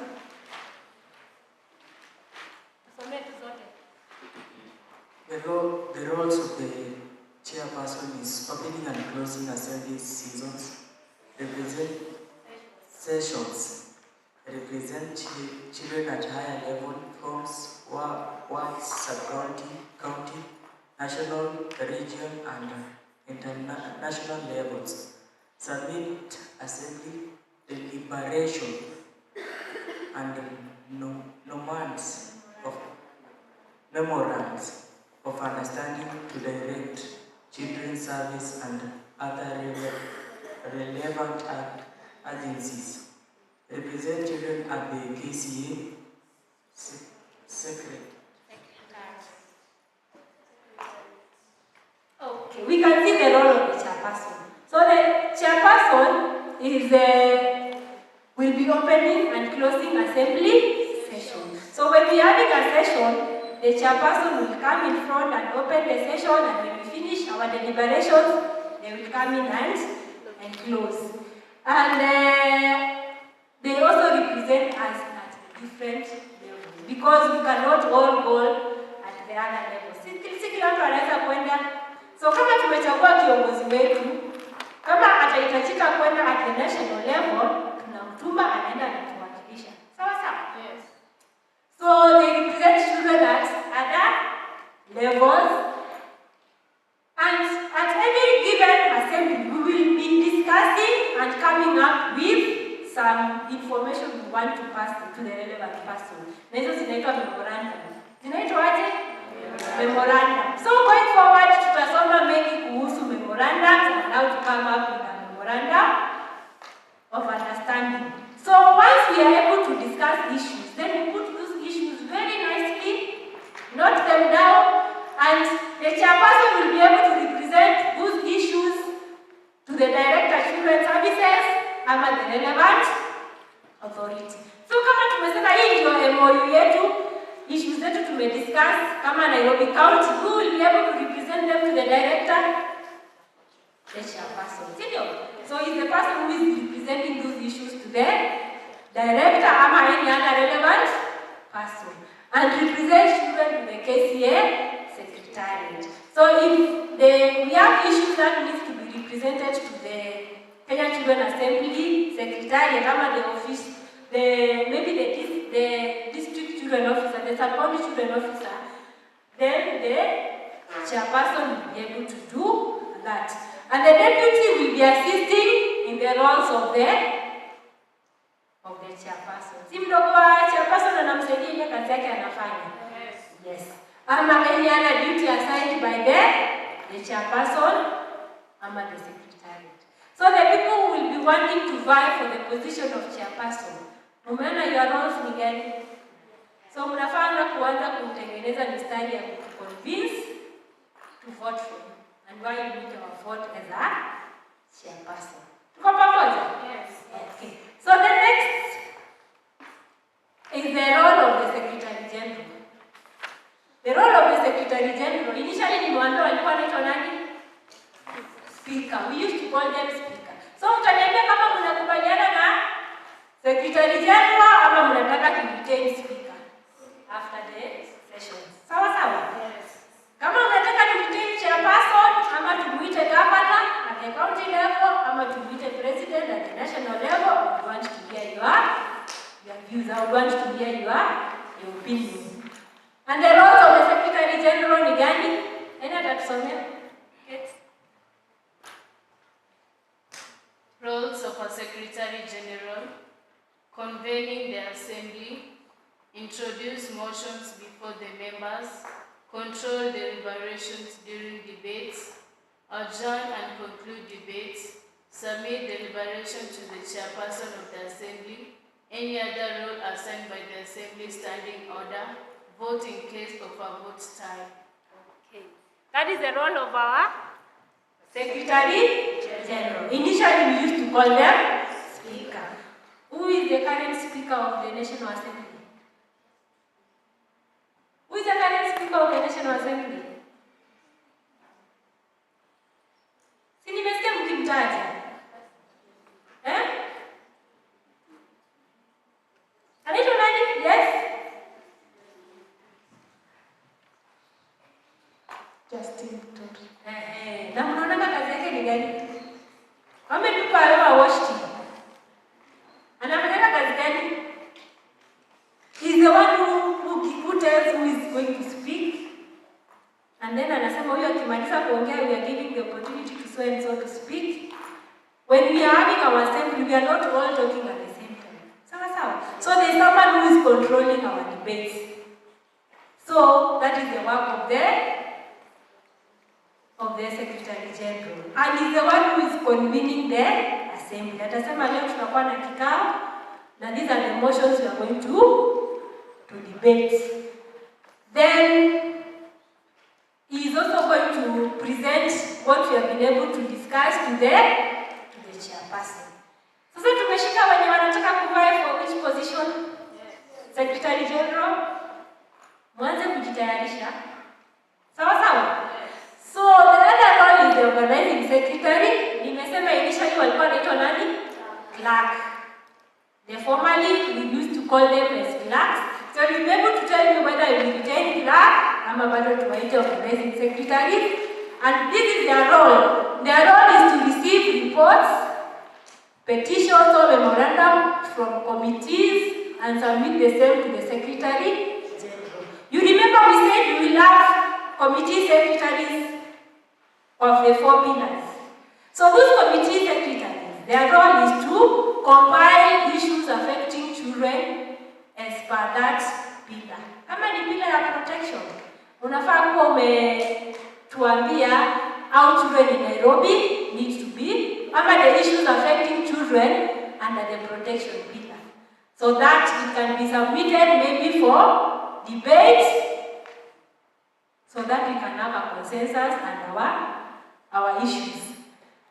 They will also be able to keep records When we are having our assembly, somebody needs to note what we are discussing. So there are people who take records and keep the records very well. So kama unajua unapenda to take records and you have to be somebody is very keen to listen and to take notes. Because you don't have to miss anything. Sawa. They also liaise with the Secretariat on matters of the assembly during the sessions. If there are any clarifications that need to be done, then the clerk will be able to liaise with the Secretariat. They are coordinating activities of the different committees. So we said there are 4 committees. So they'll be coordinating those activities and any other role assigned by the chairperson. So we learn the roles of the organizing secretary and the clerk. I'll be able to give you the operational guideline yenye mtaweza kusoma zaidi. Sawa. So the other role of the leaders is the role of the sergeant at arms. The sergeant at arms. Kuna watu walijiintroduce kama sergeant at arms. Unataka kujua role yao ni gani? Provision of security during assembly, law and order. When you want to maintain law and order, hiyo ni kazi ya nani?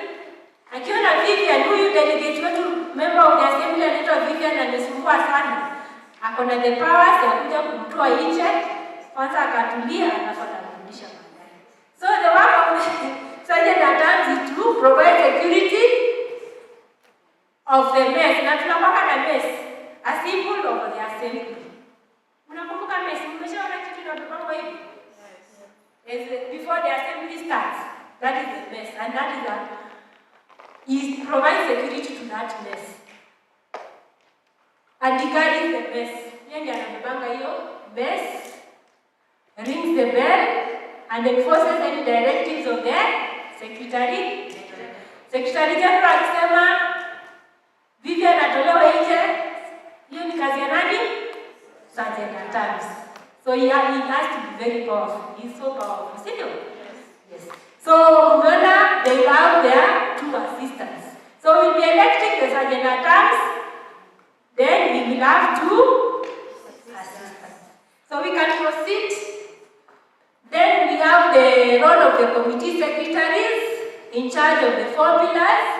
And their role will be compiling reports on issues of children in their respective pillars and submitting them to the Secretary General for discussion.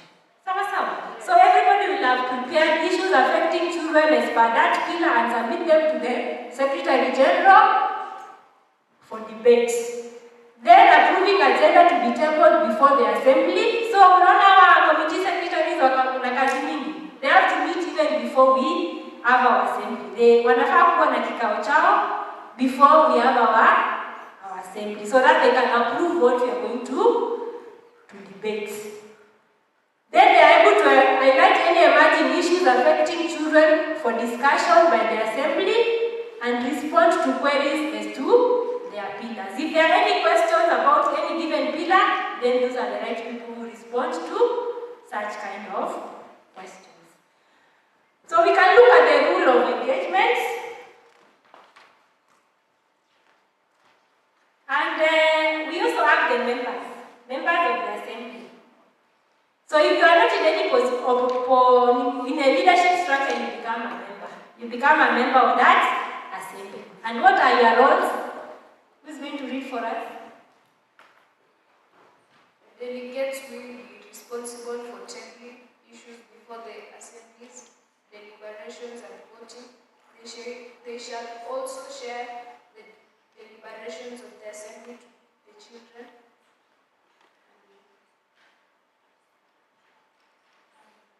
Views during the monitoring. Create awareness on child protection issues.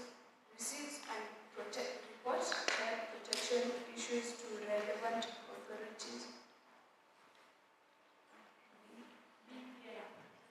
Be peer educators and influencers among children.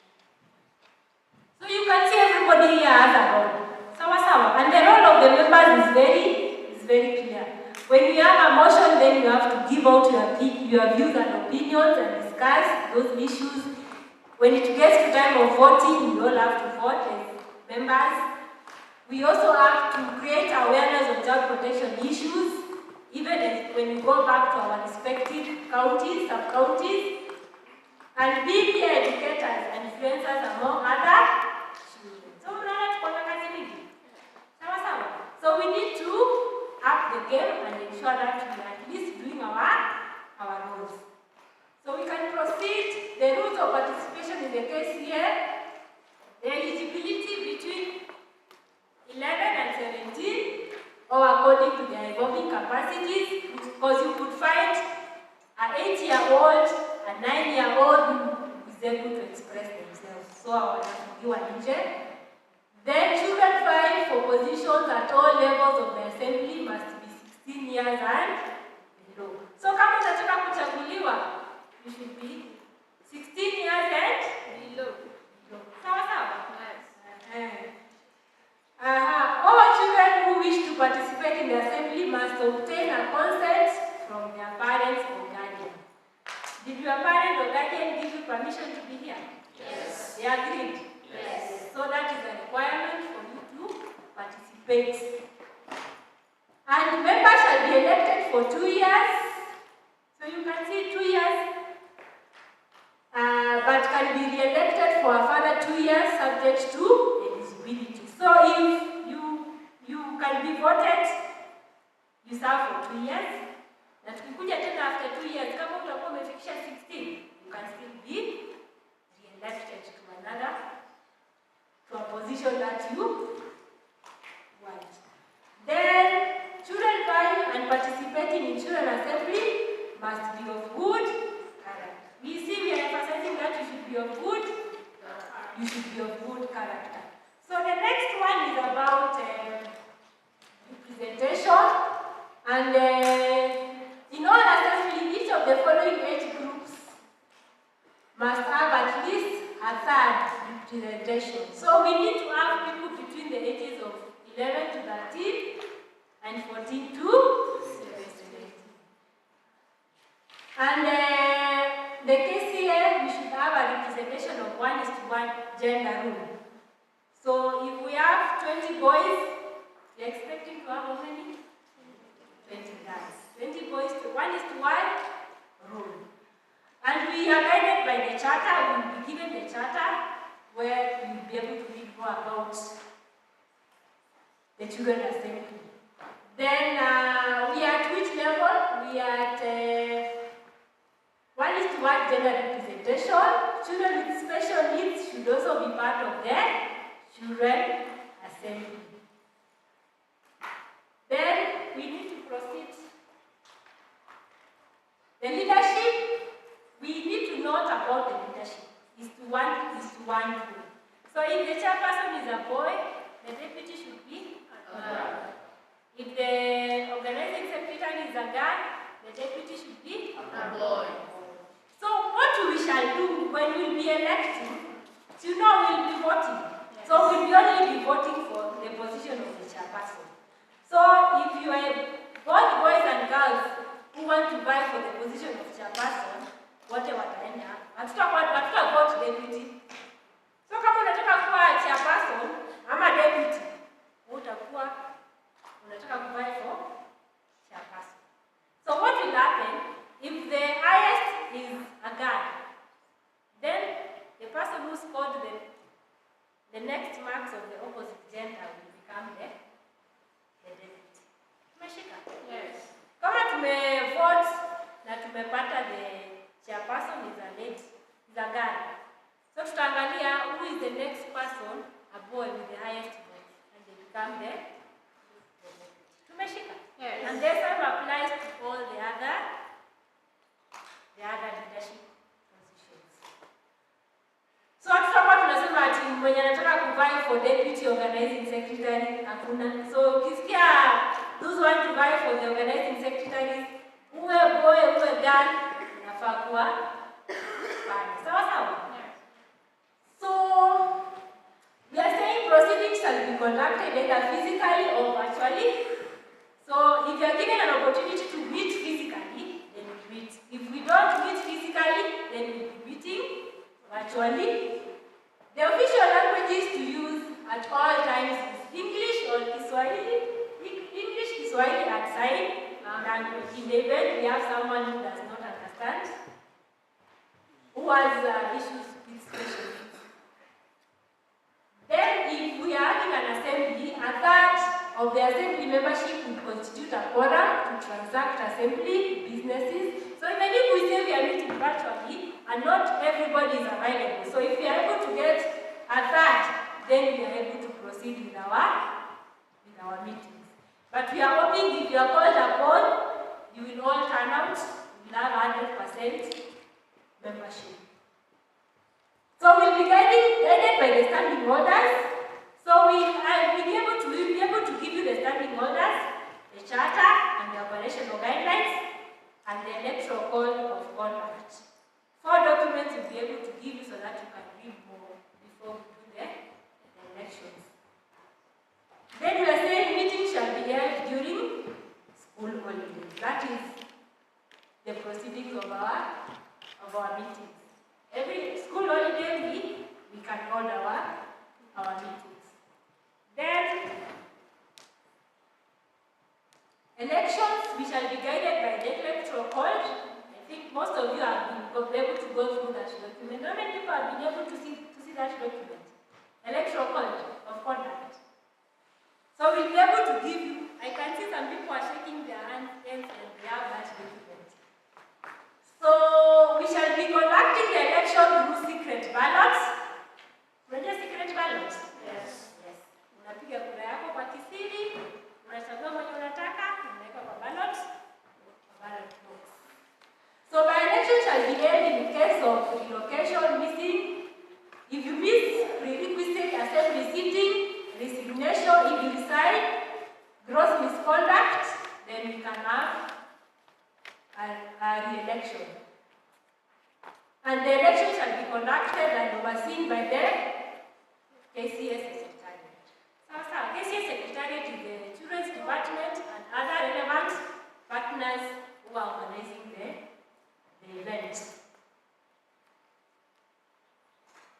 The dress code shall be school uniform or KCA uniform. So today we are in our school uniform.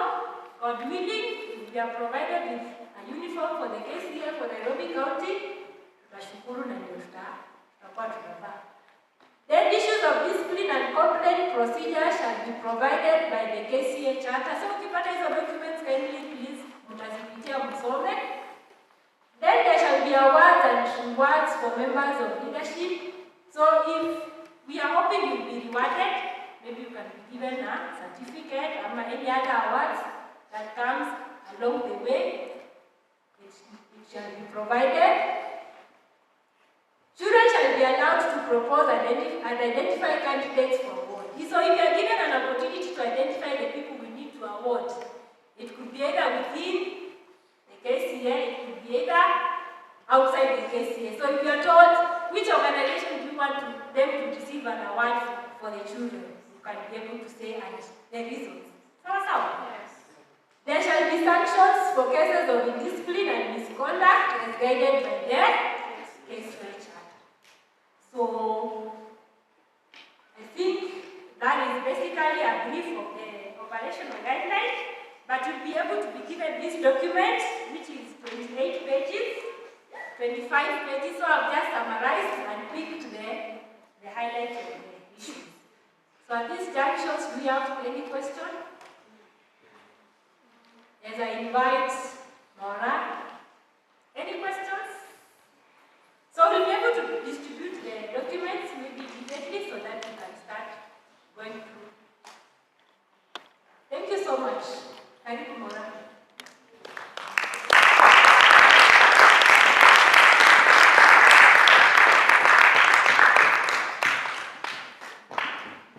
Thank you very much. Hi guys. Hi. Mkoaje? Did you learn? I'm getting stretch. Just feel free. It's 1 minute. Feel free. Stretch your feet. As far as you can go.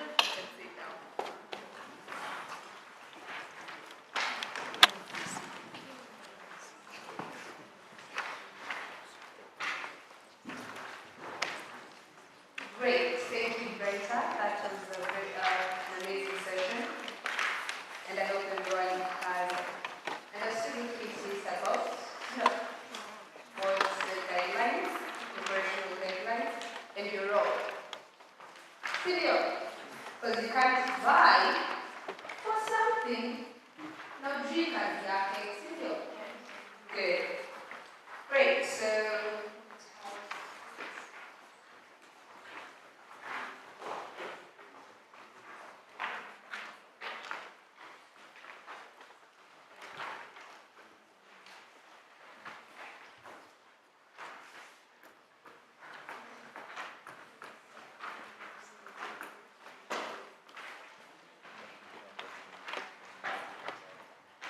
So everybody gets the operational guidelines, the manuals. Then we can continue to the next session. So this is going to be a small reader for you guys. But we're going to have a session on Oxea next up. So get ready. You need to prepare your minds, okay? We'll get to know what Oxea is about. Okay? Yeah.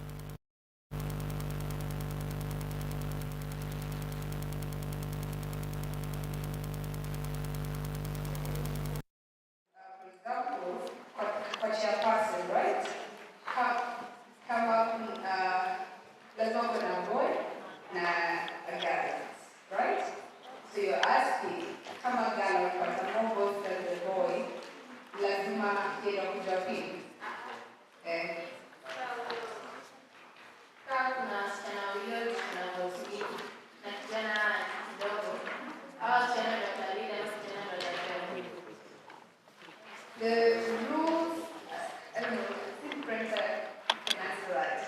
On the gender issue, that is usually a very big concern when it comes to this. So do we take all questions collectively and we answer them, or one?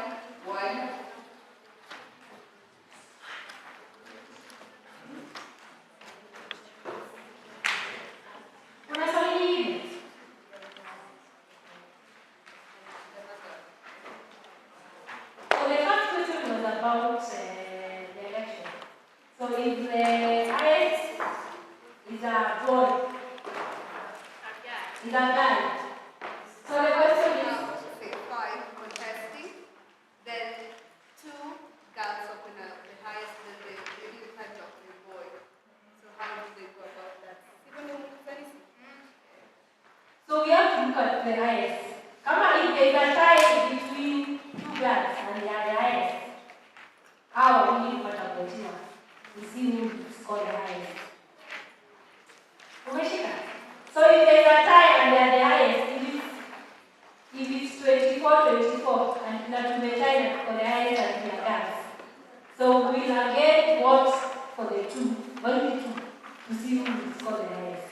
Then that one will become our leader. Then the other next person with the highest of the opposite gender will be now the deputy. Are we together? Yes. So in the event we have a tie, we have to vote. After they are coming second and they have a tie and they are both girls, some boys, we have to vote. What's up? Yes. Another question? Margaret? Okay. What's the tie? If we get a tie, then the 2, if it's Margaret and Vivian, we will vote for the Margaret and Vivian and see who will have the highest. So whoever will have the highest will remain to be the leader. Any other question? Yes, Malak?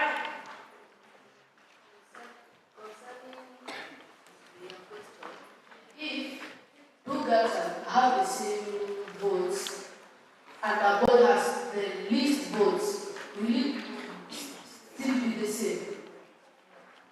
A boy has the least votes. We are saying in the event we vote, so you are voting for the position of chairperson, and the highest maybe is a guy. Then so the highest will be the chairperson. So for us to get the deputy, we will look at now the boys who are in that list. So the boy who scored the highest will become our deputy. Are we together? So if we get the highest is a boy, so that one becomes automatically our chairperson.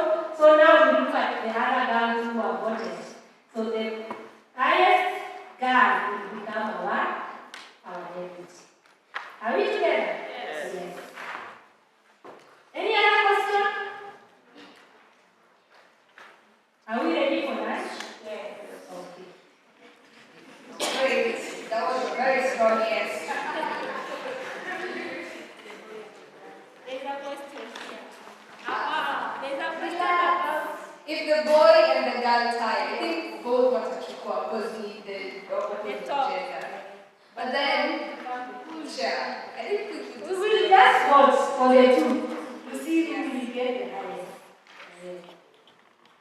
Great. Thank you very, very much for your participation in this session. 1 clap for yourselves. 2 claps for Brenda. Very good. Lunch will be served, I will advise, probably at the restaurant. Okay, it's our beer. You have to get a meal card, so you take one from Brenda.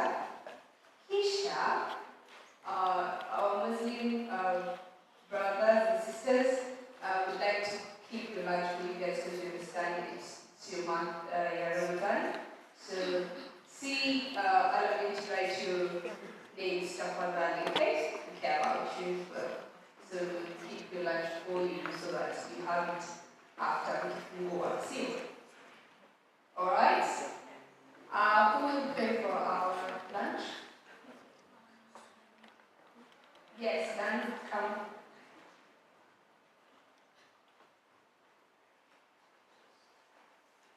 So ndio ukitoka toka nje utaelekezwa pale take your lunch, okay? Okay.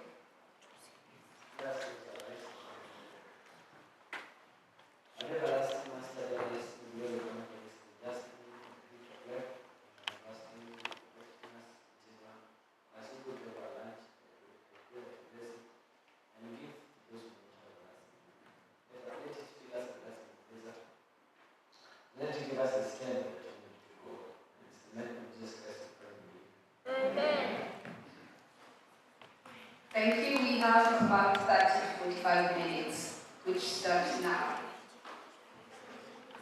Hi, I'm Simone.